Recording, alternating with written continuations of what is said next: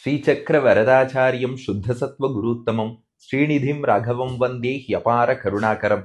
எல்லோருக்கும் நமஸ்காரம். ஒரு நற்செய்தி. பஞ்சகருட சேவா சமிதி சார்பிலே இந்த வருடம் மே மாசம் 18ஆம் தேதி நங்கநல்லூரிலே செல்லம்மாள் வித்யாலயா பள்ளியிலே ஒரு அற்புதமான கருட சேவை மகோத்சவம் நடைபெற உள்ளது.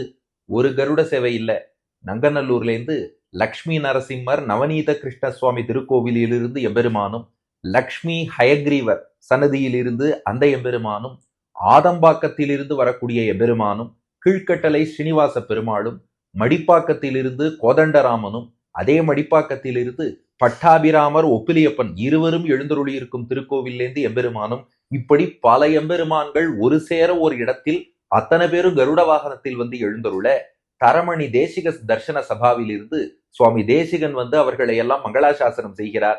ஆக எவ்வளவு கண்கொள்ளா காட்சி! நம்ம ஆழ்வார் திருநகரியில 9 கருட சேவை சேவித்திருப்போம்.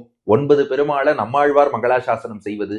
அதுபோல திருநாங்கூர்ல 11 கருட சேவைன்னு சேவித்திருப்போம். 11 எம்பெருமான்களை திருமங்கையாழ்வார் மங்களாசாசனம் செய்வார். அந்த வகையில் இப்போது நங்கநல்லூர்ல பஞ்சகருட சேவா சமிதி சார்பிலே இந்த அற்புதமான வைபவம் மே மாசம் 18ஆம் தேதி காலை 7 மணிக்கு அந்தந்த எம்பெருமான்கள் அவாவா சந்நிதியிலிருந்து புறப்பாடு கண்டருளி அந்த செல்லம்மாள் வித்யாலயா அந்த இடத்தை வந்து சுமார் 8:30 மணி 9 மணிக்கு அடைந்து 10 மணி தொடக்கமாக இந்த கருட சேவை தரிசனம் எல்லாம் ஏற்பட்டு அதுக்கப்புறம் மாலை புறப்பாடு கண்டருளி ஒரு மாலை 7:30 8 மணிக்கு மேல திருக்கோவில்களுக்கு திரும்ப உள்ளார்கள்.